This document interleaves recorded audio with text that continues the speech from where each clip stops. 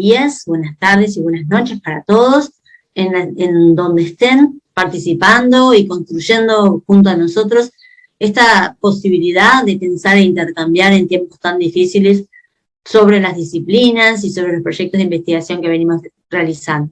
Un especial agradecimiento para todos ustedes y en particular para el Congreso Internacional de Psicología y Educación y todos los esfuerzos que ellos han realizado para que podamos mantener estos espacios tan válidos y tan necesarios de discusión sobre los trabajos de investigación que venimos realizando. Desde allí, invitarlos a acompañarme, entonces, parto por presentarme. Mi nombre es Graciela Beatriz Playot González, soy docente investigadora de la Facultad de Psicología en la Universidad de la República del Uruguay. Estamos, en este momento, estoy con ustedes desde el departamento de Rocha, iniciando y compartiendo un proceso de discusión que espero que me puedan nutrir con sus aportes y contarles cómo ha sido la delimitación del objeto de estudio de mi tesis doctoral. Mis pasiones de investigación se vinculan con el campo de la educación superior y en el campo de la educación superior, en especial con las condiciones de ingreso. Eso me ha llevado a transitar y formarme en el marco de los acompañamientos a las trayectorias de los estudiantes, todo lo que por acá, por esta zona llamamos nosotros asesorías educativas, y el otro componente relevante, la figura del docente. En ese campo también he experimentado y participado en talleres de formación docente universitaria, y mi tema doctoral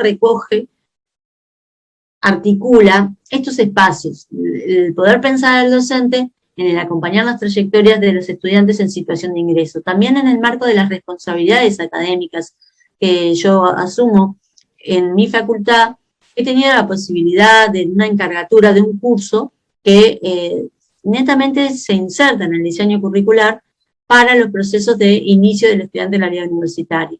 Es un curso que en las condiciones de ingreso a la UDELAR, que ahora las vamos a problematizar un poco, es relevante para acompañar la interfaz y las transformaciones pedagógicas que le implica a un estudiante el ingreso a la universidad.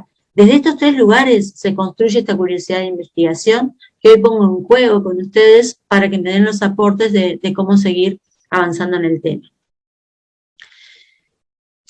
Por ello postulo en el Congreso hacer la modalidad de ponencia de investigación profesional en el eje temático de educación y el subtema de educación superior. ¿De qué estoy invitando a pensar? Sobre la comunicación de los docentes. ¿Qué hacemos, no? ¿Qué comunicamos los docentes cuando no hablamos? Yo voy tras el lenguaje no verbal en el ingreso a la universidad. Y ahí les voy a contar por qué esta inquietud del lenguaje no verbal. Se inscribe esta discusión en mi tesis doctoral que plantea esto en las aulas de ingreso a la UDELAR. A su vez, la tesis se arraiga en la línea de investigación de gestión educativa e institucional, en el subtema de formación docente inicial y continua, en el doctorado de educación de la Escuela de Posgrados de la Facultad de Humanidades en la Universidad San Carlos de Guatemala. Vamos allí a un especial agradecimiento, entonces, desde allí a los compañeros de la USAC, a toda la institución y a los compañeros de la UDELAR, que son los que me están como institucionalmente permitiendo hacerme estas preguntas. Comencemos por este proceso que nos damos los investigadores en la construcción de un problema. Yo quisiera compartirles en esta línea algunos de los supuestos, algunos de los pilares que de alguna manera estructuran esta problemática. La pregunta inicial que recorre este supuesto orientador de investigación es ¿qué sucede con el saber comunicar en las prácticas docentes de ingreso?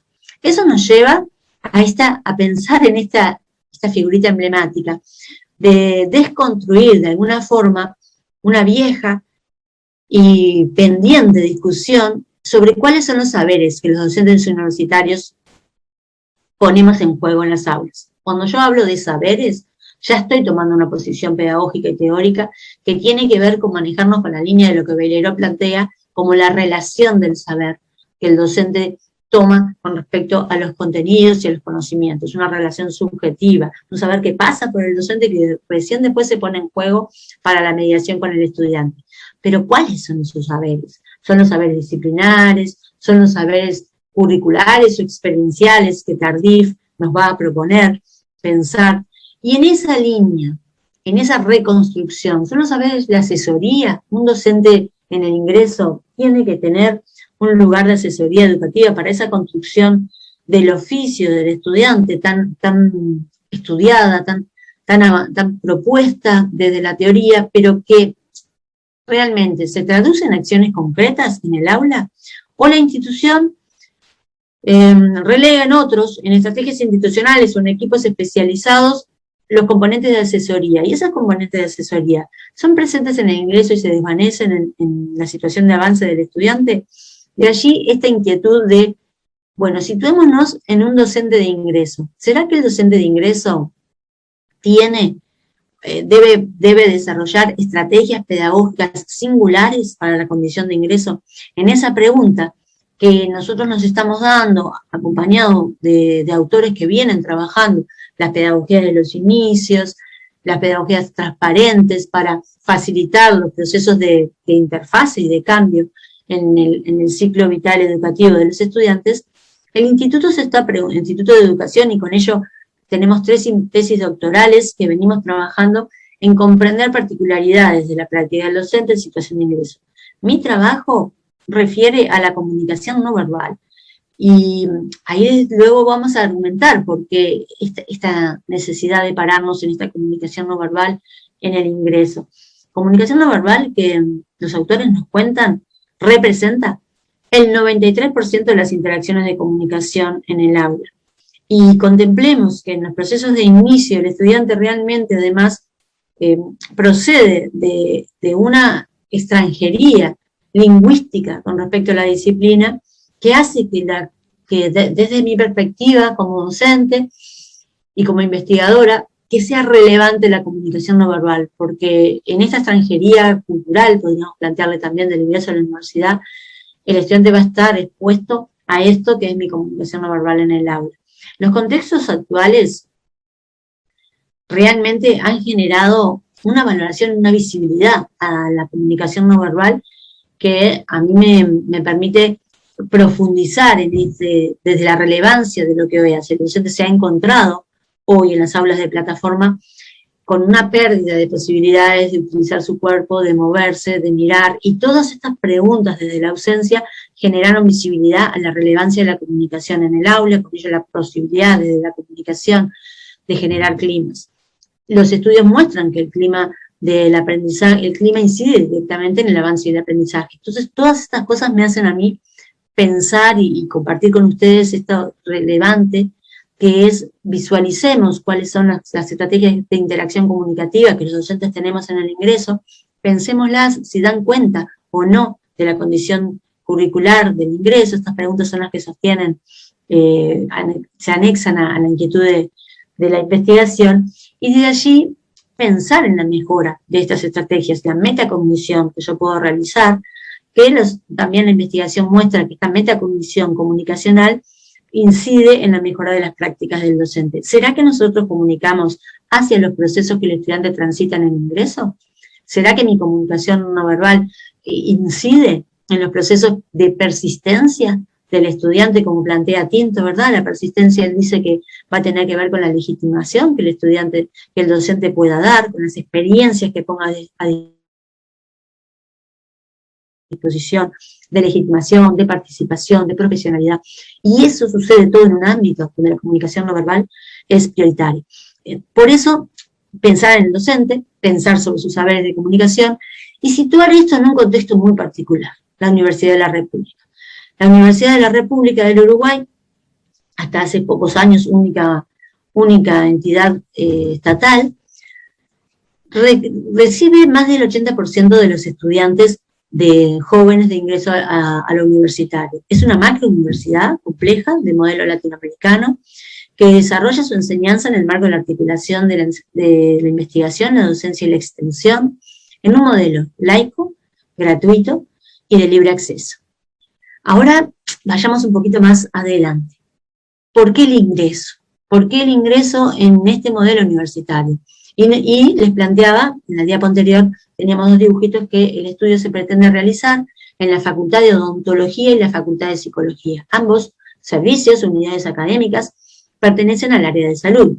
La macrouniversidad de la universidad nuestra tiene 3 áreas que agrupa los servicios temáticas. Entonces, odontología y psicología están dentro del área de salud.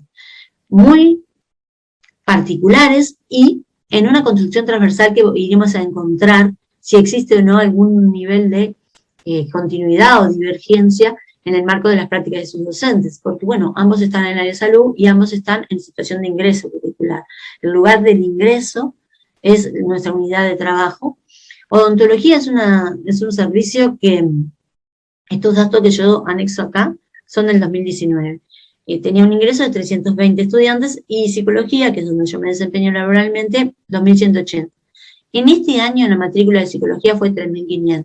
En Uruguay se ha dado un proceso de incremento, además de lo que se sostiene en la región y que hace más de 10 años que la matrícula se sostiene en creciendo. El efecto de pandemia produjo mayor accesibilidad. Entonces estamos hoy desafiados a comprender y mejorar las prácticas que se van dando y lo que es la enseñanza a través de las plataformas, que era una realidad de hace más de 15 años en la Universidad de la República como respuesta de diversificación curricular para el acceso y la democratización, hoy se construye como un derecho indiscutido para los estudiantes, y así lo plantean los estudiantes, para el acceso. Eso nos implica a nosotros una revisión y una actualización continua pedagógica para la enseñanza en estas plataformas, desde las cuales la comunicación no verbal va a ser uno de los elementos a trabajar. En esto nosotros planteamos la necesidad, como conversábamos, de construir pedagogías de inicio, de singularizar cuáles van a ser las prácticas, en qué inciden estas prácticas y cómo yo, docente, puesta en esta situación curricular, puedo facilitar.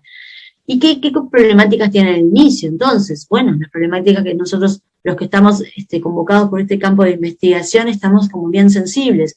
El tener presentes las desigualdades educativas para que no se vuelvan desigualaciones, siguiendo a Ana María Fernández, ¿no? Como acciones en las cuales yo promuevo la desigualdad, y contemplar desde allí que las formas de enseñar van a tener que tener una singularidad sensible a todo esto. Y en eso, la comunicación no verbal, las posibilidades de acción que yo tenga sobre las dimensiones que construyen la comunicación no verbal, pueden generar experiencias que permitan al estudiante sentirse parte, participar y afiliarse a esta extranjería tan fuerte que le sucede en lo universitario. La capacidad de mirar, la cercanía que yo genere, la posibilidad de participar en el salón de clase, esa oportunidad, la oportunidad de estar con pares, que es otra de las indicadores que predicen la afiliación, van a tener que ver con el docente en las maneras en que el docente desarrolle su aula. Entonces, todo eso hace que el docente siga siendo una variable de predicción relevante para el aprendizaje. Y con eso, pensemos nuevamente pedagogía de inicio. Mankowski, Facchinetti, esto que planteaba yo de Viviana Mankowski, tengo el placer, que es mi cotutora, y ella en realidad trabaja sobre las pedagogías de inicio desde la Universidad de San Martín en la Argentina, tanto en estudiantes como en docentes, singularizando sus estrategias. Mi idea es aportarle a su trabajo en la comunicación. Por ahí nombrábamos hoy, Tabaré Fernández plantea que la transparencia en la pedagogía es relevante para los procesos de interfase, y su estudio da cuenta de que el docente debe explicitar tiene que ver con comunicar a través del qué de la comunicación, muchos más temas que los disciplinares para que el estudiante se pueda situar. En estas ideas los invito a conocer los objetivos. Por ahí entonces me interpela comprender las singularidades de la comunicación no verbal de los docentes en aulas de ingreso, presencial y virtual. Las condiciones sanitarias, la propuesta es hacer el trabajo campo en el primer semestre del 22, y las condiciones sanitarias que estamos transitando en Uruguay dan buenos presagios para pensar que voy a poder observar esto en encuentros también presenciales. Lo otro es trabajar y formarme mucho en la etnografía virtual para poder también nutrir con las aulas virtuales, ¿verdad? En ambos servicios, decíamos, odontología y psicología. Para eso ya tenemos la posibilidad de trabajar en acuerdo con las unidades de enseñanza de estos servicios, y en realidad estamos afinando las estrategias de inversión en el campo para el semestre que viene. Los objetivos específicos, entonces, trabajar la percepción del docente, describir la comunicación no verbal de la práctica, e identificar convergencias y divergencias. Esto no refiere a un estudio comparativo. Esto refiere, en realidad, a una entrada metodológica, etnográfica, de estudios de caso, pero que busca convergencias y divergencias. ¿En qué? En el lugar de ingreso. Y profundizar en las naturaleza epistemológica que imprimen las disciplinas a estas prácticas, ¿verdad? Porque nos manejamos con los conceptos de Becker, de las tribus académicas, y lo que Collazo plantea como la especificidad de la naturaleza del currículum en la educación superior, que refleja las tradiciones epistemológicas de las disciplinas. Entonces, desde allí ambos servicios devienen unos espacios singulares, pero ambos servicios están puestos en el lugar curricular de ingreso. Lugar curricular que, apoyados en FINAR, nos manejamos como unidad de análisis para mirar los discursos no verbales del docente. Por allí, algunas definiciones metodológicas. Este paragüitas que nos representa, en cierta forma, el paradigma de lo cualitativo como macro, como trama, en la cual los diseños etnográficos y fenomenológicos dialogan entre sí en una perspectiva comprensiva.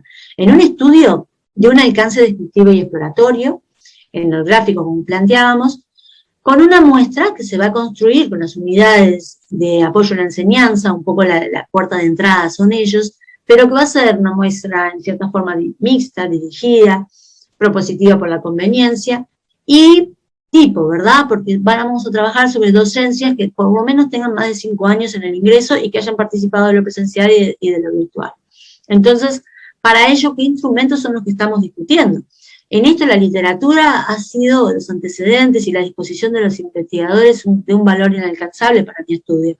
Yo voy a trabajar a través de entrevistas de profundidad, vamos a trabajar en enfoques comprensivos, ¿verdad? Entonces a través de entrevistas de profundidad y a través de observación, de matrices de observación. En ese sentido, los antecedentes de los estudios de Cantillo también en universidades son excelentes para poner en juego el guión de la entrevista en profundidad y adecuarlo a las condiciones del campo nuestro. Y, por otra parte, en términos de matrices de observación, también Castañer tiene un instrumento, y Tapia Vidal, Alejandra, una doctora especialista en comunicación no verbal chilena, que ha tenido como la generosidad de acompañarme en algunas preguntas y me puso a disposición su instrumento, producto de su tesis doctoral.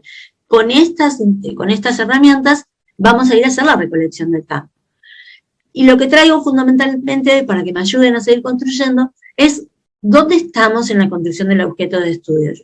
Para que ustedes se ubiquen, yo estoy presentando mi plan de investigación al cierre de este semestre y esperando la autorización para el desarrollo del mismo en el semestre que viene.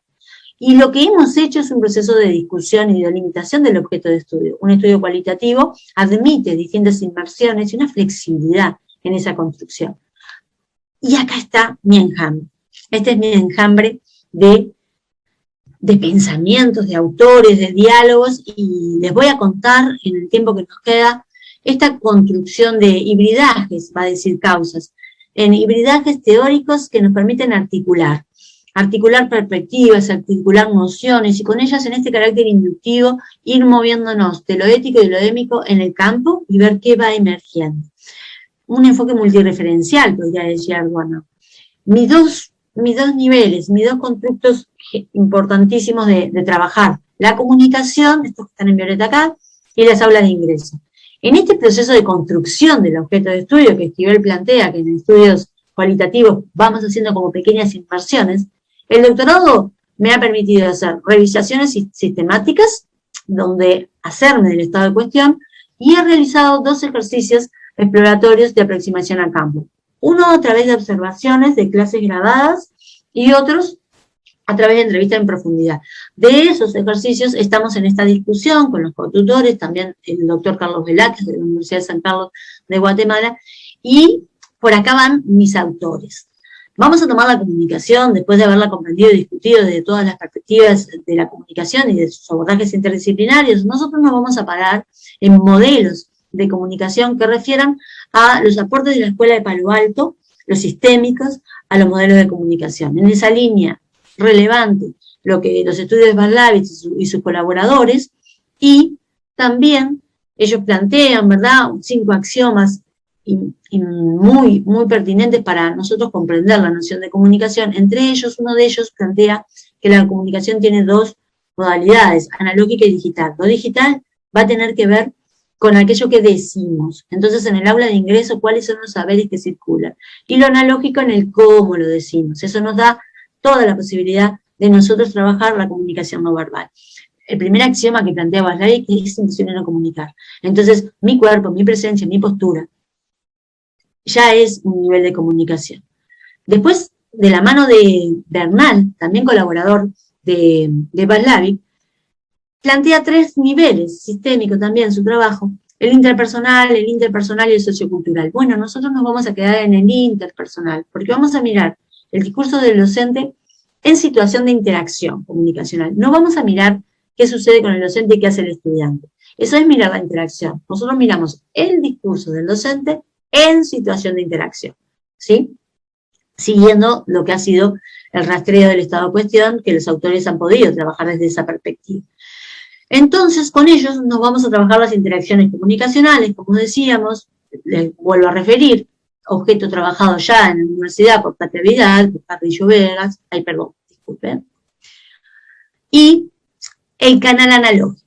Acá nos nutrimos multireferencialmente con los estudios de Poyatos. Poyatos es un investigador referente en la comunicación no verbal de la Universidad Canadiense. Él trabaja con la línea más estructuralista y nos aporta sobre la estructura tripartita del discurso interactivo, donde todo discurso tiene un lenguaje, un componente paralingüístico y un componente kinético. Entonces, de allí, de la mano de Poyatos, el análisis del discurso gestual del docente, que trabaja Castañer, quien también remite a Collazo, va a tener que ver con dimensiones. La voz cantada, el movimiento kinético en el aula, el movimiento de la proxemia, las distancias y las distancias entre el docente y el estudiante, la cronemia, cómo afectan aspectos temporales en el aula, y la postura, la apariencia. Aspectos paralingüísticos, todo lo que tiene que ver con el aparato fonador, y aspectos extralingüísticos. Sobre estos extralingüísticos son los que mi tesis va a profundizar. Desde allí, con esto nosotros nos vamos, recuerden, a que tenemos los instrumentos que hicimos referencia en lo metodológico, y vamos a indagar lo que aparece acá en naranja, la posición docente de interacción comunicación no verbal, posición docente tomando y siguiendo un estudio de Vasillasel, para la pedagogía de los inicios. Ahora es relevante y rapidito veamos qué es el aula de ingreso, el otro constructo que nosotros traíamos, comunicación y aula de ingreso. Aula de ingreso con la singularidad, como decíamos, de un territorio académico, un aula de ingreso en odontología, otro en psicología, el territorio académico como singularidad de esa cultura.